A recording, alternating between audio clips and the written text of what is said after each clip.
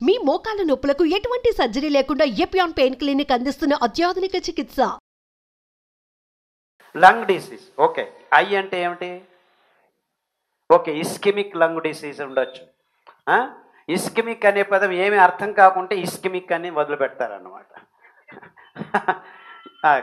Actually కొన్ని రోగాలు, sclerosis అని ఉంది ఇంకొక రోగం, అంటే అక్కడికక్కడ డిపాజిట్స్ ఎక్కువ అవుతాయి. లంగ్స్లో అయితే ఒకటి, చర్మం మీద ఒకటి, స్క్లీరోడర్మా అంటారు, మల్టిపుల్ స్క్లీరోసిస్ అని కూడా అంటారు. సో ఇలాంటి అన్నిటిని పుస్తకంలో పట్టించేసామమ్మా. లంగ్స్ డిసీజ్ శ్వాసకోశ సంబంధ రోగాలు అని కొర్రలు ఎక్కువగా వాడాలి. కొర్రల పొట్టు, కొర్రల పీచు పదార్థం లంగ్స్ని, శ్వాసకోశాలని చాలా శుభ్రం చేస్తుంది అన్నమాట. సో మీరు 6 నెలల్లో బాగు చేసుకోవచ్చు. 3 రోజులు కొర్రలు, మిగిలిన ధాన్యం ఒక్కొక్క రోజు. అతి అద్భుతమైన కషాయాలు లంగ్స్కి సంబంధించి పసుపు, శుంఠి, మిరియాలు, మెంతాకు, తమలపాకు, ఈ కషాయాలు చాలా అద్భుతంగా పనిచేస్తాయి. ఈ శ్వాసకోశ రోగాలు ఉన్న వాళ్ళు ఉదయం నేను చెప్పినట్టు ఆ సూర్యుడు ఉదయించే ఆ సమయంలో 10 నిమిషాలు దేవుణ్ణి ధ్యానం చేయండి. మీ ఊపిరిని మీరు గమనించండి. అలా చేస్తూ ఉంటే ఇన్ఫ్యాక్ట్ 20 రోజుల్లోనే ఇలాంటివన్నీ బాగా అయిపోతాయి. బరువు తగ్గటం ఎలా? ఎక్స్ట్రా ఫ్యాట్, లిగమెంట్ టేర్స్, యాక్సిడెంట్లు అయిన వాళ్ళకి సాదాపాకు, గడ్డి చేమంతి, వేపాకు, మునగాకు, కరివేపాకు, ఈ కషాయాలు చాలా బాగా పనిచేస్తాయి. కొర్రలు, అండుకొర్రలు, ligament tears, tendons, bone fractures, hairline fractures, ఇవన్నీ బాగా కావు, అలాగే ఉంటాయి, నొప్పి అయినప్పుడు ఈ పెయిన్ కిల్లర్ వేసుకో అని చెప్తూ ఉంటారు డాక్టర్. లేకపోతే ఆపరేషన్ చేస్తామంటారు, ఆపరేషన్ చేసిన తర్వాత కూడాను బాగా కావు. దీనిలన్నిటికీ శరీరం తనంతట తాను బాగు చేసుకోగలదు ఈ కషాయాలు, ఈ ఆహారం ఇస్తే.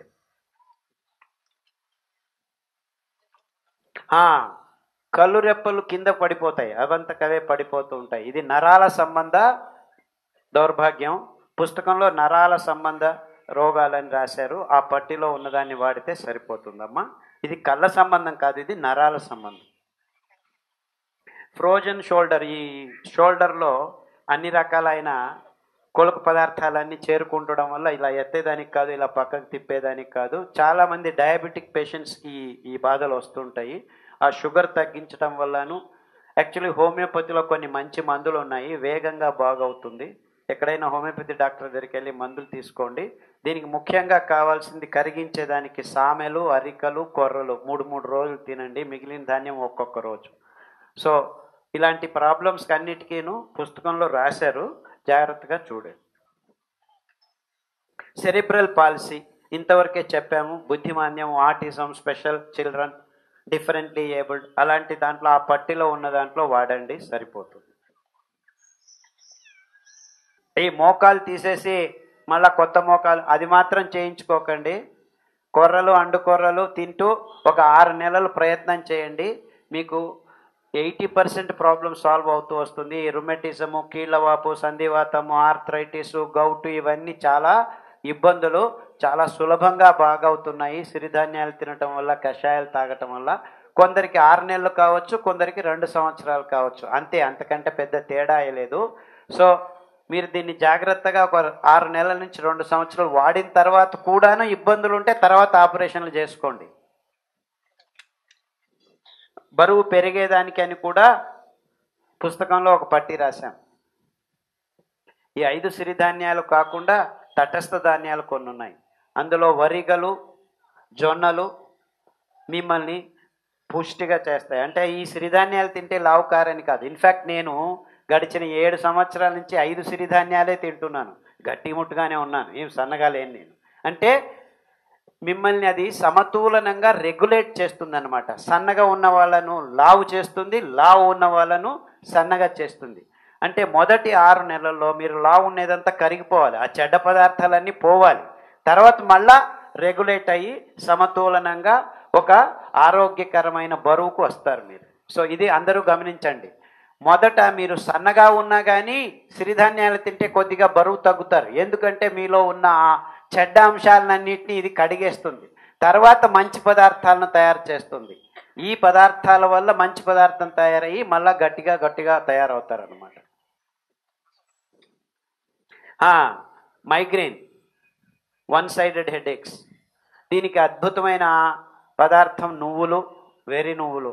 మీరు నువ్వులు ఈ ఇనుప పెన్నం మీద వేయించుకొని టప్ అన్న తర్వాత పొద్దున్నే ఖాళీ పొట్టలో ఒక 20 రోజులు అర్ధ చెంచా నోట్లో వేసుకొని నమిలి మింగి నీళ్లు తాగండి.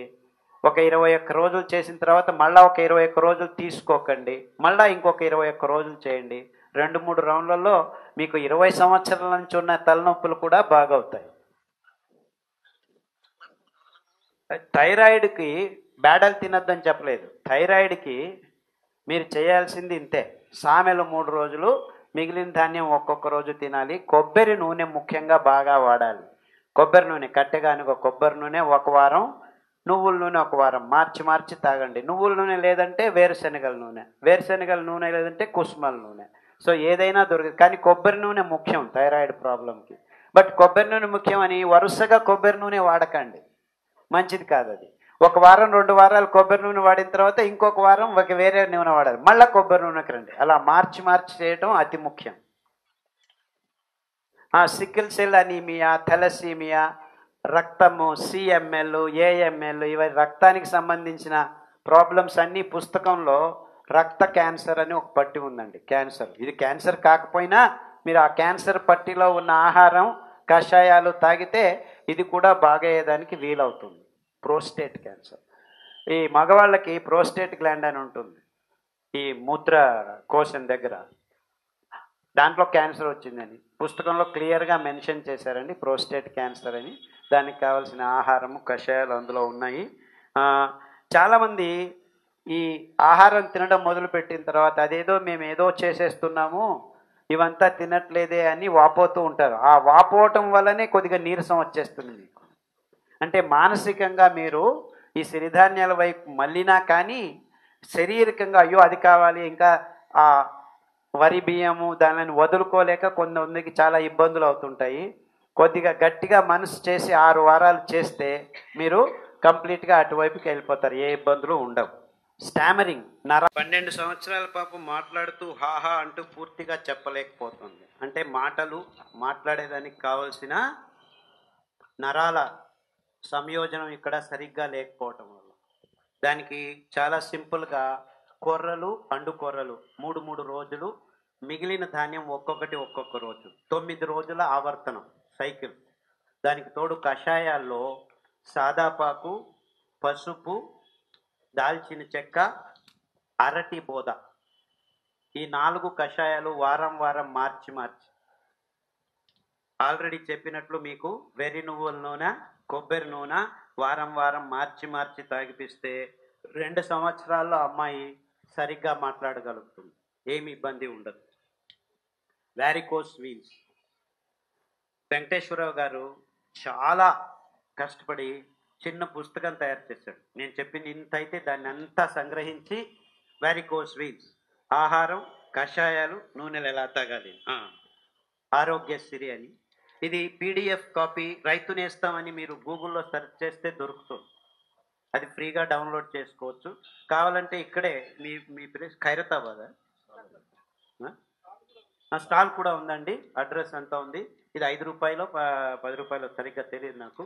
మీరు దీన్ని తీసుకుంటే ప్రతి పేజీలోనూ మొత్తం 14 రకాల క్యాన్సర్లు, అనేక రకమైన ఆరోగ్య సమస్యలు, కీళ్ళ నొప్పి, ఐబిఎస్, హెచ్ఐవి, ఎస్ఎల్ఈ, బుద్ధిమాంద్యం, డిఫరెంట్లీ ఏబుల్డ్ కిడ్స్, పార్శ్వవాయువు, పైల్స్, ఫిట్స్, ఇలా అన్ని రకాలు ఆడవాళ్ళ సంబంధం, గైనకలాజికల్ ప్రాబ్లమ్స్, పీసీఓడి, తర్వాత సంతాన లేమి, రక్తహీనత, ఇలా ప్రపంచంలో మానవ జాతిని కాడుతున్న ఆల్మోస్ట్ అన్ని 40-50 రకాల రోగాల్ని పట్టి చేసి దానికి ఏ ఆహారం తినాలి, ఎన్ని ధాన్యాలు ఎలా తినాలి, ఏ కషాయాలు తాగాలి అని చాలా అద్భుతంగా చిన్న కైపిడి,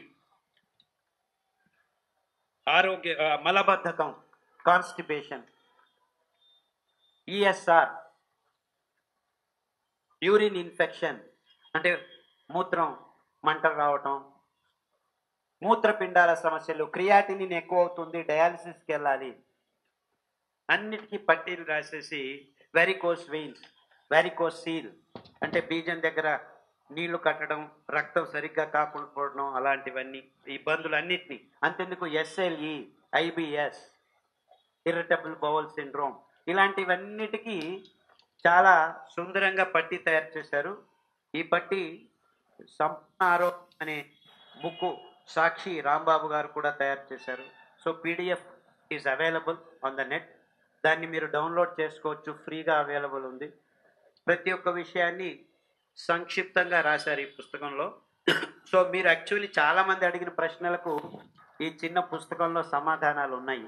ప్రాక్టికల్గా ఏం చేయాలని రాశారు, ప్రాక్టికల్ ఆస్పెక్ట్స్ కంప్లీట్గా క్లియర్గా స్టెప్ బై స్టెప్ పట్టీ వేసి ఇండెక్స్ కూడా రాసి ఇచ్చారు. సంతానాలేమి, ఇప్పుడు ఒకే ఒక సమాధానం ఐవీఎఫ్. రండి అందరూ ఐవీఎఫ్ ఇన్ విట్రో ఫర్టిలైజేషన్. ఈ పాల ఉత్పాదన కోసం ఆవుల కోసమని తయారు చేశారు, దాన్ని తెచ్చి మనుషులకు ఇచ్చేస్తున్నారు. సో ఐవీఎఫ్కి వెళ్ళవద్దండి. Almost only 4%, 5% is the success rate. ఏమీ ఇబ్బందులు మీకు బాగా కావు. స్టెరాయిడ్స్ అది ఇది అంతా ఏమేమో చేసి ఎమోషనల్గా చాలా డిస్టర్బెన్స్ అవుతాయి. హ్యాపీగా సంతానలేమని పట్టీలో ఉంది. అద్భుతమైన సిరిధాన్యాలు తినండి, హాయిగా నడవండి, కషాయాలు తాగండి, ఆడుతూ పాడుతూ మీకు పిల్లలు పుడతారు.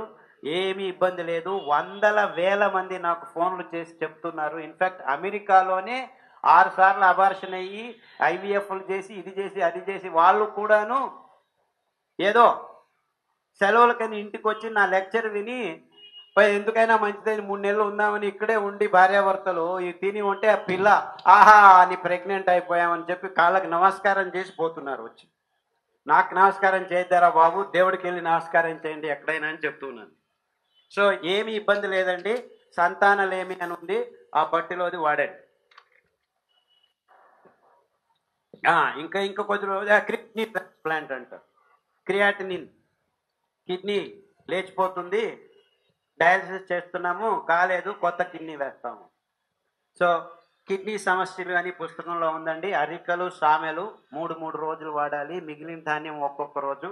దానికి తోడు పునర్నవ కషాయం, కొత్తిమీర కషాయం, రణపాల ఆకు కషాయం, అరటి బొక్క కషాయం, 4 కషాయాలని వారం మార్చి తాగితే 9 వారాల్లో మీకు క్రియాటినిన్ తగ్గుతూ వస్తుంది. 9 నెలల్లో పూర్తిగా తగ్గిపోతుంది. చాలా మంది వందల వేల మంది బాగు చేసుకుంటున్నారు, ఏ ఇబ్బందులు లేదు. కిడ్నీ సమస్యలు ఎక్కువగా ఎందుకు వస్తున్నాయంటే అందరూ ప్రోటీన్ మంచిది అని డాక్టర్లు